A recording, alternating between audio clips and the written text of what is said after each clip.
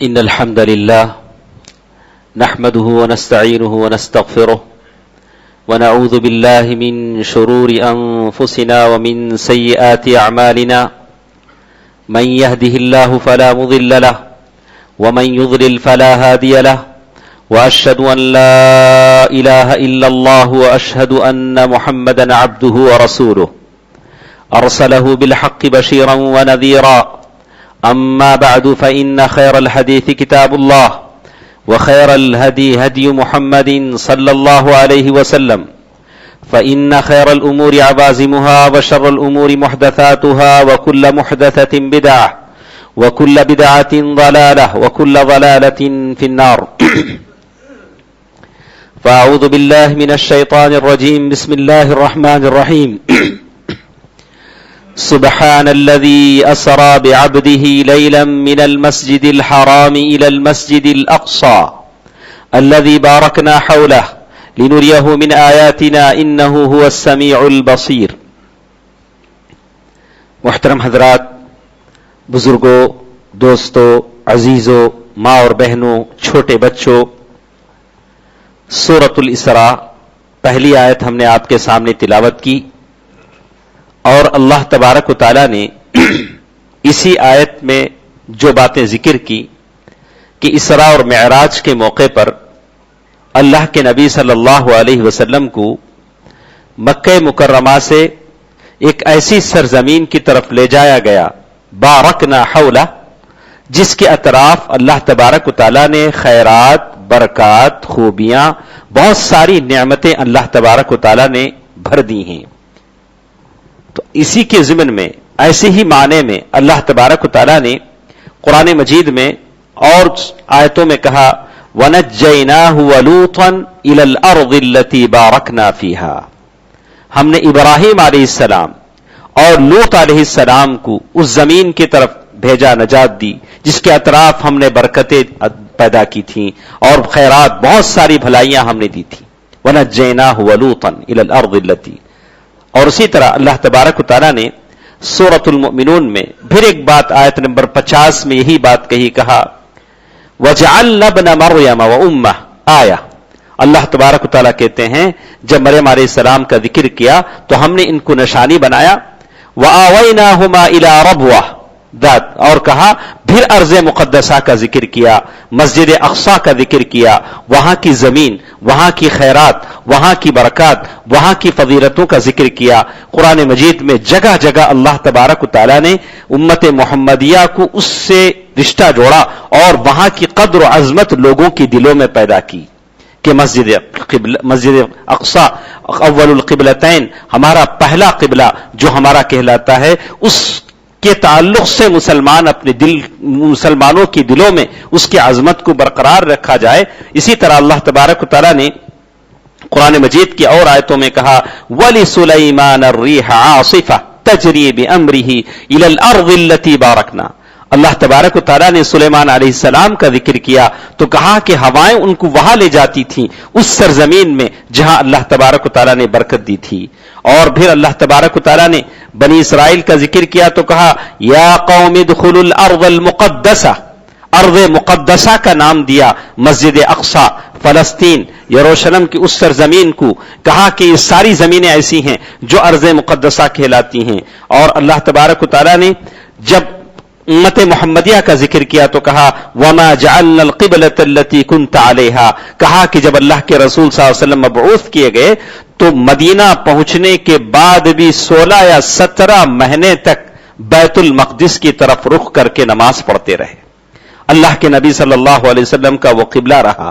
تو دوستو، عزیزو، ماں اور بہنوں، یہ قرآنی آیتیں ہیں، جگہ جگہ بتاتی ہیں کہ آپ کو معلوم ہونا چاہیے کہ مسجد اقصی سے آپ کا کیا تعلق ہے، آپ کے دلوں میں اس کی کیسی عظمت ہونی چاہیے. اور حدیثوں میں اس کی توضیح اور بتائی گئی کہ کیسے اللہ تبارک و تعالیٰ نے، اللہ کے رسول صلی اللہ علیہ وسلم نے جگہ جگہ اس کی عظمت کو بتایا. ابو ہریرہ رضی اللہ تعالیٰ عنہ کی حدیث جس میں کہتے ہیں کہ بیت المقدس، مسجد اقصی، وہ ایسی 3 مسجدوں میں سے ایک مسجد ہے جس کی طرف ثواب کے لیے آدمی سفر کر سکتا ہے. جیسے اللہ کے نبی صلی اللہ علیہ وسلم نے فرمایا، ابو ہریرہ رضی اللہ تعالیٰ عنہ کی حدیث، لا تشد الرحال الا لثلاثة مساجد، اگر ثواب کے لیے، خیر کمانے کے لیے اگر کوئی کہیں جا سکتا ہے تو یہی 3 مسجدیں ہیں، مسجد الحرام ومسجدی ھذا، مسجد نبوی اور بیت المقدس۔ تو معلوم یہ ہوا کہ یہ 3 مسجدوں میں شامل ہیں۔ اور ایک حدیث میں آپ دیکھیں گے، صحابی رسول کہتے ہیں، انہوں نے ایک صحابی کو دیکھا، ابو ہریرہ رضی اللہ تعالیٰ عنہ کی حدیث ہے، مسند احمد کی روایت ہے کہ ایک صحابی سے ملاقات ہوئی، انہوں نے کہا کہ کہاں سے آ رہے ہیں؟ بولا کہ طور پر جا کر آ رہا ہوں، اور میں طور پر گیا تھا کہ کہا کہ اگر تمہارے جانے سے پہلے اگر میری ملاقات ہوتی تو میں تم کو وہاں جانے نہیں دیتا۔ اللہ کے نبی صلی اللہ علیہ وسلم نے صرف 3 جگہ بتائی ہیں جہاں ثواب کے لیے آدمی جا سکتا ہے، اس کے علاوہ کہیں نہیں۔ جب کوہ طور پر، طور کی پہاڑ پر اگر کوئی ثواب کے لیے نہیں جا سکتا تو دنیا آج خاص کر اس ملک میں جو قافلے اجمیر کی طرف جاتے ہیں، درگاہوں کی طرف جاتے ہیں، یہ مشرک نہیں تو کیا ہے؟ ان کو ہم کیا نام دیں؟ مسلمان تو ہم نام نہیں دے سکتے، اس لیے کہ ان کا شرک صریح شرک ہے، اور بس ہم مسلمان ان کو نام نہیں دے سکتے۔ تو معلوم یہ ہوا کہ یہ مسجد اقصی ان 3 مسجدوں میں سے ایک ہے جہاں ثواب کے لیے جایا جا سکتا ہے۔ ثانی مسجد وضع فی الارض، ابو ذر رضی اللہ تعالیٰ عنہ کی حدیث، انہوں نے اللہ کے رسول صلی اللہ علیہ وسلم سے پوچھا، اللہ کے نبی صلی اللہ علیہ وسلم، سب سے پہلے اللہ تعالیٰ کا گھر مسجد زمین پر کون سا بنایا گیا؟ اللہ کے نبی صلی اللہ علیہ وسلم نے فرمایا، مسجد الحرام، کعبۃ اللہ ہے، جس کی بنیاد سب سے پہلے آدم علیہ السلام نے ڈالی، اور اس کے بعد دونوں باپ بیٹا نے اس کی تجدید کی، ابراہیم علیہ السلام اور اسماعیل علیہ السلام نے اس کی تجدید کی، کہا کہ پہلا گھر ہے۔ پھر پوچھا ثم ای، پھر کون سا گھر اللہ تعالیٰ کا زمین پر بنایا گیا؟ تو پھر انہوں نے کہا مسجد الاقصی، مسجد الاقصی۔ کہا کہ کتنی مسافت تھی دونوں کے بیچ میں؟ تو کہا 40 سال کی مسافت، 40 سال کا فاصلہ تھا، 40 سال کے بعد وہ مسجد بنائی گئی، نہیں 40 سال پہلے یہ اور 40 سال کے بعد وہ، اور اس کی بنیاد بھی آدم علیہ السلام نے ڈالی، اور پھر اس کی تجدید داؤد علیہ السلام نے کی، اور اس کا تکملہ اور مکمل حضرت سلیمان علیہ السلام نے اس مسجد کو پورا بنایا۔ تو یہ مسجد اقصی ہے، مسجد اقصی ہے، زمین پر اللہ تبارک و تعالیٰ کا دوسرا گھر جو اللہ تبارک و تعالیٰ کے حکم سے بنایا گیا۔ اور برا بن عازب رضی اللہ تعالیٰ عنہ کی حدیث تیسری فضیلت بتاتے ہوئے کہتے ہیں، قبلۃ المسلمین، کہا کہ یہ مسلمانوں کا قبلہ رہا۔ اللہ کے رسول صلی اللہ علیہ وسلم مدینہ پہنچے، 16 یا 17 مہینے تک اللہ کے نبی صلی اللہ علیہ وسلم بیت المقدس کی طرف اللہ کے نبی صلی اللہ علیہ وسلم رخ ہو کر نماز پڑھتے رہے، یہاں تک کہ اللہ تبارک و تعالیٰ کا حکم آیا کہ اب آپ اپنا چہرہ کعبۃ اللہ کی طرف پھیر لیں، اور کعبۃ اللہ کو قبلہ بنا دیا گیا۔ یہ مسلمانوں کا پہلا قبلہ رہا۔ اور کہا، اللہ تبارک و تعالیٰ نے جگہ جگہ کہا کہ یہ ارض مبارکہ ہے، بار بار قرآن مجید کی آیتوں میں کہا کہ یہ ارض مبارکہ ہے، بعض جگہ کہا اللہ کے رسول صلی اللہ علیہ وسلم کی لونڈی نوکرانی میمونہ وہ کہتی ہیں کہ میں نے اللہ کے نبی صلی اللہ علیہ وسلم سے پوچھا، یا رسول اللہ افتینا، اے اللہ کے نبی صلی اللہ علیہ وسلم بیت المقدس کے بارے میں ہمیں بتائیے۔ اللہ کے نبی صلی اللہ علیہ وسلم فرمایا، کہا کہ وہ ارض المنشر والمحشر، ارض المنشر والمحشر، وہ محشر کی سرزمین ہے۔ بیت المقدس، فلسطین، یروشلم، یہ محشر کی سرزمین ہے، جیسے کہ اللہ کے نبی صلی اللہ علیہ وسلم نے فرمایا کہ بیت المقدس وہ سرزمین ہے۔ دن میں 5 وقت ہم نمازیں پڑھتے ہیں۔ آپ کو معلوم ہونا چاہیے یہ نمازیں اسی سفر میں فرض ہوئی، اسی سفر میں اللہ تبارک و تعالیٰ کی طرف سے دی گئیں، اور وہ سفر اس سرزمین سے شروع ہوا، بیت المقدس کی وہ سرزمین تھی جس سے اللہ کے نبی صلی اللہ علیہ وسلم کا سفر شروع ہوا۔ بیت المقدس وہ سرزمین، وہ مسجد، وہ مبارک ٹکڑا، اور وہ ٹکڑا جو اللہ تعالیٰ نے رحمت عطا کی، جہاں اللہ کے نبی صلی اللہ علیہ وسلم نے اپنا براق باندھا، جہاں اللہ کے نبی صلی اللہ علیہ وسلم نے انبیاء کی امامت کی، اور وہ مبارک اللہ تبارک و تعالیٰ کا گھر ہے، بیت المقدس ہے۔ اور آپ دیکھیں گے اللہ کے نبی صلی اللہ علیہ وسلم سے پوچھا گیا، اے اللہ کے نبی صلی اللہ علیہ وسلم بیت المقدس میں نماز پڑھنے کا ثواب کیا ہے؟ تو کبھی کہا کہ 500 نمازوں کا ثواب ملتا ہے۔ بیت المقدس میں نماز پڑھنے کا ثواب 500 نمازوں کا ثواب کے برابر ہے. اور کبھی کہا کہ اگر تم میری مسجد میں نماز پڑھتے ہو تو بیت المقدس میں پڑھنے سے 4 دگنے ثواب میری مسجد میں پڑھنے کا ملے گا. اللہ کے نبی صلی اللہ علیہ وسلم نے وہاں کی مسجد کا ثواب بتایا. اور جب بیت المقدس کے فضیلتوں کا ذکر کیا جاتا ہے تو یہ بات کہی جاتی ہے کہ سلیمان علیہ السلام جب بیت المقدس کے بنانے سے فارغ ہوئے, ساری تکمیل عمارت مکمل ہو گئی, تو انہوں نے اللہ تبارک و تعالیٰ سے 3 باتوں کی دعا کی. کہا کہ اللہ, جو حکمت اور دانائی مجھے عطا کی گئی ہے وہ کسی کو عطا نہ ہو, جو سلطنت تو نے مجھے دی ہے وہ سلطنت کسی کو نہ دی جائے. اور تیسری بات جو کہی, انہوں نے کہا کہ اللہ, جو لوگ اس گھر کی زیارت کو آئیں, اس گھر میں نماز پڑھیں, یا اللہ وہ گناہوں سے پاک و صاف ہو جائے کہ یوم ولدت امہ. اللہ کے نبی صلی اللہ علیہ وسلم فرماتے ہیں کہ 2 چیزیں اللہ تبارک و تعالیٰ نے ان کو دے دی, اور میں یقین رکھتا ہوں کہ اللہ تبارک و تعالیٰ نے تیسری چیز بھی اللہ تبارک و تعالیٰ ان کو عطا کر دے گا, اور وہاں نماز پڑھنے والے گناہوں سے ویسے پاک ہو جائیں گے جیسے اس کی ماں نے انہیں جنم دیا. دوستو عزیزو, میری ماں اور بہنوں, یہ چند قرآن کی آیتیں تھیں اور احادیث کی روشنی میں اس کی فضیلتیں تھیں جو میں نے آپ کے سامنے بیان کی. بیت المقدس کی یہ سرزمین جس سے ہر مسلمان کا ایک لگاؤ ہوتا ہے, ایک تعلق ہوتا ہے, اس لیے کہ ہمارا قبلہ اول ہے. اللہ کے رسول صلی اللہ علیہ وسلم نے یہاں سے معراج کا سفر کیا, اور اللہ کے رسول صلی اللہ علیہ وسلم نے وہاں اپنے براق کو باندھا, اور اللہ کے رسول صلی اللہ علیہ وسلم نے وہاں انبیاء کی امامت کی.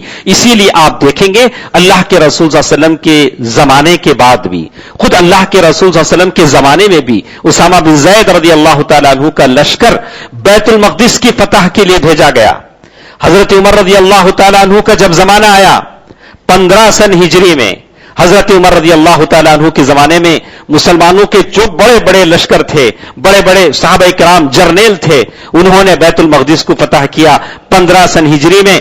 اور وہاں کے جو پوپ تھے, وہاں کے جو پاسٹر تھے, انہوں جو بیت المقدس کے کلیساؤں میں جو رہتے تھے, انہوں نے, وہاں کے نصرانیوں نے, وہاں کے مسیحیوں نے کہا کہ جب تک آپ کا خلیفہ نہ آئے ہم یہاں کی چابیاں کسی کے حوالے نہیں کریں گے.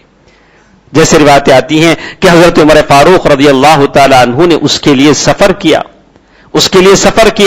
اور جابیہ کے مقام پر پہنچے تو سیدھے سادے لباس میں پہنچے, نہ آپ کے پاس تنعم تھا, سادگی تھی, کپڑے سیدھے سادے تھے. جو جرنیل اور کرنیل تھے ان کو بڑا تعجب لگا, کہا کہ اے امیر المؤمنین, آپ اب بیت المقدس میں داخل ہونے والے ہیں, یروشلم کی سرزمین میں داخل ہونے والے ہیں, وہاں بڑے بڑے مسیح علماء ہیں, بڑے بڑے پاسٹر ہیں, وہ آپ کو ان کپڑوں میں دیکھیں گے تو تعجب کریں گے. یہ کیچڑ زدہ کپڑے, یہ سادگی, ہاتھوں میں جوتے, بڑا عجیب سا لگتا ہے, آپ خوشنما لباس پہن لیجئے. تو حضرت عمر رضی اللہ تعالیٰ عنہ نے فرمایا کہ دیکھو, میں بڑے غصہ ہوئے, اور تاریخ ان الفاظ کو یاد رکھتی ہے جو انہوں نے کہا کہ اللہ تبارک و تعالیٰ نے اسلام سے تمہیں عزت دی, اور تم اسلام کے علاوہ دوسری چیزوں سے عزت حاصل کرنا چاہتے ہو, اپنے لباس سے, اپنی شکل سے. آج ہوتا یہی ہے کہ اللہ تبارک و تعالیٰ نے ہم کو مسلمان بنایا, آپ اپنے جبے قبے میں باعزت ہیں, آپ اپنی داڑھی میں باعزت ہیں, لیکن ہماری غفلت ہے کہ ہم اپنی شکل بدل کر, اپنا لباس بدل کر چاہتے ہیں کہ عزت حاصل کریں, اپنا نام بدل کر, اپنا رہن سہن بدل کر, کافروں جیسا, مجوسیوں جیسا اپنے عقائد بدل کر ہم عزت حاصل کرنا چاہتے ہیں. قسم خدا کی, اللہ تبارک و تعالیٰ ایسی قوموں کو فلاح اور سربلندی ہرگز عطا نہیں کرے گا. ہماری عزت اس میں ہے کہ ہم مسلمان ہیں, ہماری عبادتیں, ہمارے رہن سہن, ہمارا اسلامی طرز زندگی ہمیں عزت عطا کر سکتا ہے, اور یہی ہماری عزت سب سے بڑی شان ہے جو حضرت عمر فاروق رضی اللہ تعالیٰ عنہ نے کہا کہ وہ 15 سن ہجری کی بات تھی. حضرت عمر رضی اللہ تعالیٰ عنہ کے زمانے میں وہ بیت المقدس مسلمانوں کے حوالے ہوا. حضرت عمر رضی اللہ تعالیٰ عنہ نے اس جگہ کو دیکھا جہاں کچرا پڑا ہوا تھا, جہاں اللہ کے رسول صلی اللہ علیہ وسلم نے اپنا براق باندھا تھا, اسے صاف کروایا, جسے قبۃ الصخرہ جسے کہ آج کے نام سے کہا جاتا ہے, اور وہ ساری چیزیں تقریباً آپ دیکھیں گے کہ سارے بیت المقدس کے اس علاقے میں جسے القدس کہا جاتا ہے 200 عمارتیں ہیں، جس میں بعض مساجد ہیں اور مصلی المروانیہ اور مصلی العمر، ایسے بہت ساری چیزیں ہیں، اور مدارس ہیں، مکاتب ہیں، اور ایک ایک کر کے اسرائیل کی حکومت اسے اب ڈھانے کی کوشش میں لگی ہوئی ہے، اور اندر اندر سے تہخانے بنائے جا رہے ہیں تاکہ یہ ساری چیزیں مٹ جائیں اور مسلمانوں کی کوئی یادگار وہاں باقی نہ رہے، حالانکہ مسلمانوں کا ان سے دل کا رشتہ ہے، اور یہ ہماری تاریخ رہی ہے، اور اسی تاریخ کی صحابہ کرام نے بھی اتنا خیال کیا کہ اپنے زمانے میں حضرت عمر رضی اللہ تعالیٰ عنہ کے زمانے میں اسے فتح کیا گیا، اور وہ 1090 یعنی عیسوی، اور جیسے کہیں گے کہ 15 سن ہجری کی بات تھی جب القدس فتح ہوا، اور وہاں سے سارے صلیب کے نشانوں کو نکالا گیا، کراس کے نشانوں کو نکالا گیا، اور اسے پاک و صاف کیا گیا۔ اور آپ دیکھیں گے کہ پھر ایک زمانہ مسلمانوں پر ایسا بھی آیا کہ ایک زمانہ اس مقدس سرزمین پر ایسا بھی آیا 492 سن ہجری میں اور 20 پر 3 شعبان، جیسے کہیں گے افتخار الدولہ کا زمانہ تھا، مسلمان کمزور ہو چکے تھے، پھر مسیحیوں نے اور پھر ان لوگوں نے مسلمان اس جگہ پر قبضہ کیا، اور جیسے کہتے ہیں کہ 70,000 مسلمانوں کا خون انہوں نے بہایا۔ حضرت عمر رضی اللہ تعالی عنہ جب ان لوگوں سے بیت المقدس کو واپس لیتے ہیں تو ایک خون کا خطرہ نہیں بہایا، لیکن ان لوگوں نے جب ہم سے چھینا، بیت المقدس کو چھینا، تو کہتے ہیں کہ 70,000 لوگوں کا خون بہایا گیا، اور ان کے گھوڑوں کے گھٹنوں تک خون بہ رہا تھا، اور ان کے گھوڑے کے پیر پورے کے پورے مسلمانوں کے خون میں ڈوب گئے۔ اور یہ لوگ اپنے آپ کو کہتے ہیں کہ ہم بڑے رحم دل ہیں، بڑے رحم دل ہیں۔ رحم دلی سیکھو تو مسلمانوں سے سیکھو، مسلمانوں سے سیکھو۔ اور آج جو کچھ آپ سن رہے ہیں اور دیکھ رہے ہیں کہ جو کچھ بیت المقدس میں ہو رہا ہے، اور یہ ہماری کمزوری کی وجہ سے ہو رہا ہے، ہماری کمزوری کی وجہ سے ہو رہا ہے۔ اگر واقعی معنی میں اگر چند باتوں پر ہم عمل کر لیتے، اپنے عقیدے کی اصلاح کر لیتے، اپنے اندر کے دشمنوں کو سے ہم ہوشیار ہوتے، تو یقیناً ہمارے لیے فتح اور کامرانی تھی۔ ہمارے اندر عقیدے کی اصلاح کی بہت ضرورت ہے۔ اور وہ لوگ جیسے لوگ کہتے ہیں کہ آج بیت المقدس روتا ہے، مسلم قوم سوتی ہے، بولا کہ اس کو کوئی احساس ہی نہیں، تم روتی رہو، ہم سوتے رہیں گے، ہم کو کوئی احساس ہی نہیں ہے، اس لیے کہ ہم بحث ہیں۔ ہم چاہتے ہیں کہ پھر مسلمانوں میں کوئی سلطان کوئی نور الدین محمود پیدا ہو، کوئی سلطان صلاح الدین ایوبی پیدا ہو، اور مسلمان عورتیں کیا باج ہو گئی کہ ایسا کوئی مجاہد پیدا کرے۔ اور یقیناً ایک بات ہم آپ کو بتاتے ہیں کہ مسلمانوں کے صفوں میں کچھ ایسے منافق ہیں جو مسلمانوں کو کبھی غالب ہونے نہیں دیتے۔ یہ منافق ہیں۔ اس زمانے میں بھی جب سلطان صلاح الدین ایوبی کا زمانہ تھا، نور الدین زنگی کا زمانہ تھا، اس زمانے بھی مسلمانوں کے صفوں میں عبیدیین کی سلطنت تھی، اور بہت سارے ایسے باطنی فرقے موجود تھے جو مسلمانوں کے خلاف کافروں سے، مشرکوں سے، یہودیوں سے، عیسائیوں سے سازواز کرتے تھے۔ آج کے زمانے میں آپ دیکھیں گے بالکل ہمارے خلاف یہی بہرا ہیں، اور یہی قادیانی ہیں، یہی بہائیہ ہیں، یہی شیعہ ہیں، رافضہ ہیں، یہ مسلمانوں کے دشمن ہیں، یہ ناسور ہیں، مسلمانوں کے جسم میں ایک کینسر کی طرح ہیں۔ جب تک ان کی خبر نہ لی جائے مسلمان کبھی فلاح و کامیاب نہیں ہوں گے۔ اور اس زمانے میں انہوں نے عبیدیین کی خبر لی اور ان کو صفوں میں آنے نہیں دیا، اللہ تعالیٰ نے انہیں غلبہ عطا فرمایا۔ اور آج آپ دیکھیں گے کہ میں جب اس سبجیکٹ پر کچھ چیزیں پڑھ رہا تھا، ایک عجیب رشتہ میرے سامنے آیا، وہ یہ کہ جیسے اس ملک میں، جس ملک میں ہم جیتے ہیں، ان لوگوں کو گائے سے بڑی محبت ہے، گائے سے بڑی محبت ہے۔ اور وہی آپ دیکھیں گے یہودیوں کے پاس بھی 10 قسم کی گائیں ہیں، ان کی کتابوں میں 10 قسم کی گایوں کی بات لکھی گئی۔ وَأُشْرِبُوا فِي قُلُوبِهِمُ الْعِجْلَ بِكُفْرِهِمْ، اللہ تبارک و تعالیٰ نے کہا کہ ان کو بھی گائے کی محبت گھول کر پلا دی گئی ہے، ان کو بھی گائے کی بڑی محبت ہے۔ اسی لیے آپ دیکھیں گے کہ ان لوگوں میں، ان کافروں میں، ان یہودیوں میں ساز باز ہمیشہ چلتی ہے۔ दोनों गले मिलते हैं, लाड़ प्यार करते हैं, बोला कि हम दोनों एक हैं, हमारा दुश्मन तुम भी मुसलमानों की दुश्मन, तुम भी इनकी नस्ल कुशी करो, हम भी मुसलमानों की दुश्मन, हम भी इनकी नस्ल कुशी करना चाहते हैं, दोनों एक हैं। और एक अजीब चीज मैंने महसूस किया, वो ये कि उनके पास हैकल सुलेमानी है। वो चाहते हैं कि हम बैतुल मक़दिस को मिस्मार कर देंगे, अंदर अंदर से गड़े खोद रहे हैं, कभी आग लगा रहे हैं। 1969 की बात थी, उन्होंने आग लगाने की कोशिश की, मेहराब सलाहुद्दीन अय्यूबी तक को जला दिया और बैतुल मक़दिस के अक्सर हिस्सों को तबाह व ताराज कर दिया। इनके पास भी एक हैकल है राम मंदिर की शक्ल में। दोनों में बड़ी अजीब किस्म की साजबाज है, इनके अपने मंसूबे हैं, उनके अपने मंसूबे हैं, दोनों के साजबाज एक हैं और दोनों के दोनों, वो कभी हैकल सुलेमानी की बात करता है तो ये कभी इस मंदिर की बात करता है। दोस्तों मुसलमानों, हमें एहसास करनी चाहिए अपने आप को, वअंतुमुल आलौन इन कुंतुम मुमिनीन, सही माने में मोमिन बने, इस्लाम के लिए वक्त देना सीखें, इस्लाम के लिए अपना पैसा खर्च करना सीखें। मुझे ताज्जुब होता है कि उस जमाने में जब बैतुल मक़दिस मुसलमानों के हाथ में था, लेकिन कैसे ईसाइयों ने, मसीहियों ने कैसे कब्जा कर लिया, यूरोप की सारी फौजें मुसलमानों पर कैसे यलगार की। एक आदमी पीटर द हर्मेट, जिसे हम पितरुस राहिब कहते हैं उर्दू में, अरबी में, कहा कि एक आदमी था, वो अपनी बीवी से बड़ा बेजार था, बीवी एक नंबर की ये थी। तो बीवी जब अच्छी ना हो तो कुछ लोग शायर बन जाते हैं, कुछ लोग अदीब बन जाते हैं, ये राहिब बन गया, ये पास्टर बन गया, बीवी से बेजार आकर ये पास्टर बन गया।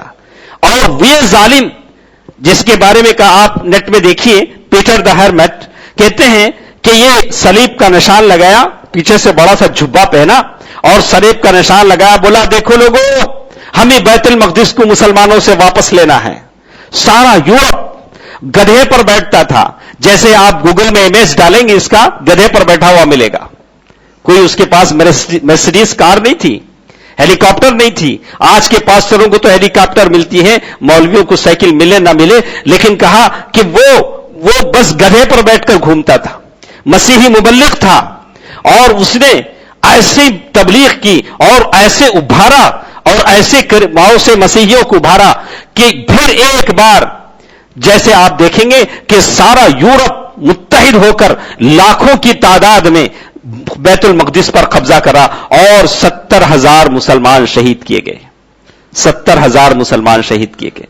दोस्तों अजीजों, आपको मालूम है एक जमाना ऐसा भी आया, कहा कि लिखने वाले लिखते हैं, शेख सादी ने भी अपने किताबों में लिखा है, मुझे बड़ा ताज्जुब होता था कि जो भी मुसलमान बच्चा सामने आता उसे तिक्का बोटी कर देते और पैरों से उठाकर दीवारों से मार देते, और न उन्होंने औरतों को छोड़ा, न बच्चों को छोड़ा, न बूढ़ों को छोड़ा। और वहां खिदमत सखरे मूसा और सखरे वहां जो मुबारक मुकामात थे, वहां तक खून की नदियां बह रही थी और वहां तक जाने में खून का समंदर पार करना पड़ता था और मुसलमानों का खून ऐसे बेदरीक बहने लगा। और जब एक जमाने के बाद सुल्तान सलाहुद्दीन अय्यूबी, उन्होंने बैतुल मक़दिस को फतह किया, जुमे का दिन था, और फिर जब उन्होंने बैतुल मक़दिस फतह किया 1180 पर 7, 580 पर 3 सन हिजरी में 20 पर 7 रजब का महीना था, यानी बिल्कुल इसके तकरीबन 90 साल के बाद, यानी 90 साल के बाद, वो जब रिचर्ड का जमाना था, जिसको लोग लाइन हॉट कहते हैं, शेर दिल, कहा कि उसका जब जमाना था, और जब सुल्तान सलाहुद्दीन अय्यूबी ने हम ये किया तो उससे फिर दोबारा लेने के लिए सारे यूरोप में सुल्तान सलाहुद्दीन अय्यूबी के नाम से चंदा किया गया, उसके नाम से टैक्स लागू किया गया कि हम दोबारा इतना पैसा जमा करेंगे कि हम दोबारा बैतुल मक़दिस को हासिल करेंगे। दोस्तों अजीजों, माँ और बहनों, ये मुख्तसर सी तारीख है। हकीकत में ये ऐसा मौजू है जिस पर बड़ी बड़ी किताबें लोगों ने लिखी और कई मरतबा सलीबी जंगी हुई, कई मरतबा हमारे क़िबला अव्वल को जलाया गया और कई मरतबा उसके नीचे गड़े खोदे गए, कई मरतबा वहां साजिशें हुई। और यहूद जो अंबिया के कातिल है और गैरिल मग़ज़ूब अलैहिम वलद्दालीन, जिसे अल्लाह ताला ने कहा कि सबसे बदतरीन कौम, बेहया कौम। और यहां तक लिखने वाले लिखते हैं कि जब इन लोगों की सल्तनत बैतुल मक़दिस में थी, जितनी औरतें वहां रहती थी, किसी एक औरत के बारे में भी आप नहीं कह सकते थे कि यह शरीफ औरत है, शरीफ औरत है। ان کی اخلاقی حالت اتنی گر چکی تھی. دوستو عزیزو، میں آخر میں ایک بات آپ کے سامنے کہہ دینا چاہتا ہوں کہ ہمارے لیے ضرورت اس بات کی ہے کہ ہم اپنے عقیدے کو مضبوط کریں، اپنے دشمنوں کو پہچانیں اور قبلہ اول کے رہنے والے مکیروں کو اور اس کی فتح بازیابی کے لیے اپنی دعاؤں میں یاد رکھیں، خاص کر اس کے لیے دعا کریں. اور یقین مانیے یہ چیزیں ہمیشہ کہیں بھی کسی کے بھی ساتھ ہو سکتی ہیں. آپ کو معلوم ہے کہ ایک زمانہ اور اللہ تعالیٰ کا فضل ہے کہ شاید آج وہاں دوبارہ جمعہ ہو کہ 50 سال کے بعد گزشتہ جمعہ وہاں نہیں ہو سکا بیت المقدس میں، انشاءاللہ آج ضرور وہاں جمعہ ہوگا. کفر ہار چکا ہے، حق جیت چکا ہے. لیکن آپ یاد رکھیے ہماری مسجد سے جو اذانیں آ رہی ہیں وہ آج آپ کو بلا رہی ہیں، لیکن آج آپ نے غفلت برتی، اللہ تبارک و تعالیٰ کے قانون کا احترام نہیں کیا. تو آپ اس زمانے کو یاد کیجئے، بیت المقدس کے مؤذن اذان دیتے تھے لیکن وہاں آنے والا کوئی نہیں تھا، اس لیے کہ کسی کو آنے کی اجازت نہیں تھی. ایسا بھی زمانہ گزرا ہے. تو یہ ساری چیزیں کسی قوم پر بھی آ سکتی ہیں. تو آپ پر ضروری ہوتا ہے کہ آپ اللہ تبارک و تعالیٰ کے سامنے گریہ گزاری کریں اور دنیا کی محبت کو دل سے نکال دیں. اپنے مال کو، اپنے وقت کو اللہ تعالیٰ کی راہ میں خرچ کریں. دین کی ترقی میں آپ کی ترقی ہے، آپ کی بقا ہے. اللہ تبارک و تعالیٰ آپ کو باقی رکھیں گے. لیکن ایک زمانہ ایسا آئے گا کہ اگر ہم دین کو ترقی دینے سے پیچھے رہیں، اپنے مال و دولت کی قربانی نہ دیں، تو یاد رکھیے یہ وہ قوم جس کو اللہ تعالیٰ نے سور اور بندر بنا دیا، یہ قومیں غالب ہو جائیں گی، ساری دنیا کی اقتصاد پر غالب ہے. مجھے تعجب ہوتا ہے کہ ایک زمانے میں مسلمان کھجور کھاتے تھے، دودھ پیتے تھے. اللہ کے نبی صلی اللہ علیہ وسلم نے اسراء اور معراج کے موقع پر بھی اسی کو پسند کیا. لیکن آج برگر کا زمانہ ہے، پیزا کا زمانہ ہے، کوکولا کا زمانہ ہے، لوگ اسے کھانا پسند کرتے ہیں. عجیب طرح کی حیات ہے، کپڑے بدل چکے ہیں، ہر طرح کی مظہر اور ان کی شکلیں بدل چکی ہیں. اور اسی لیے اللہ کے رسول صلی اللہ علیہ وسلم فرمایا خذوا بقذ، تم لوگ یہودیوں کی پیروی کرو گے، بالکل ان کے نقش قدم پر چلو گے. اپنا طرز زندگی بدلیے، اسلامی طرز زندگی اختیار کیجیے، اسلامی شکل و صورت اختیار کیجیے اور دنیا کے تمام عالم کے مسلمانوں کے لیے دعا کیجیے. کچھ باتیں انشاءاللہ ہمارے ساتھ پھر اگلے اس میں ہوں گی. تو مختصر ہم آپ کو یہ بتانا چاہتے تھے کہ یہ ہمارا قبل اول ہے جس سے ہمارا تعلق ہے. یہ اس کی مختصر سی داستان ہے جہاں کے لوگوں نے ہر طرح کی قربانی دی اور ابھی تک اس کی قربانیاں دے رہے ہیں اور شہید ہو رہے ہیں. ان شہداء کے لیے دعا کیجیے. اللہ تبارک و تعالیٰ سے دعا ہے کہ اللہ تبارک و تعالیٰ قبل اول کو ان یہودیوں سے آزاد کروائے اور وہاں ہمیشہ اللہ تبارک و تعالیٰ مسلمانوں کو اتنی آزادی دے کہ وہ اپنی آزادی کے ساتھ وہاں اللہ تبارک و تعالیٰ کی عبادتیں کر سکیں. اے الہ العالمین، جتنے مسلمان پریشان ہیں ان کے پریشانیوں کو دور فرما، جتنے بیمار ہیں انہیں شفا یابی عطا فرما، شفا کلیہ عطا فرما، شفا عاجلہ عطا فرما. اے الہ العالمین، جتنے لوگ اپنے اولاد سے پریشان ہیں یا اللہ ان اولاد کو فرما بردار بنا دے. یا اللہ ہماری خواتین کو، ہماری عورتوں کو عصمت والیاں بنا دے، عفت والیاں بنا دے. یا اللہ ہمارے نوجوانوں کو اچھے جوڑے عطا فرما، لڑکیوں کو اچھے رشتے عطا فرما. یا اللہ ہمارے کاموں میں ہمارا مددگار بن جا، ناصر بن جا. اے الہ العالمین، ہم تمام کی دعاؤں کو قبول فرما. آمین. صدق اللہ العلی العظیم ونفعنی وإياكم بالآیات والذکر الحکیم. انہ تعالی جواد ملک کریم والرؤوف الرحیم.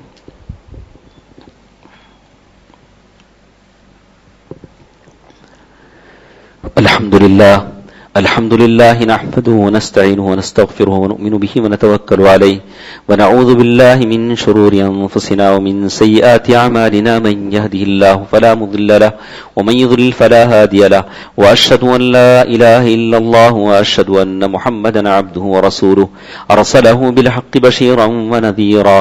أما بعد فإن خير الحديث كتاب الله وخير الهدي هدي محمد صلى الله عليه وسلم فإن خير الأمور عوازمها وشر الأمور محدثاتها وكل محدثة بدعة وكل بدعة ضلالة وكل ضلالة في النار.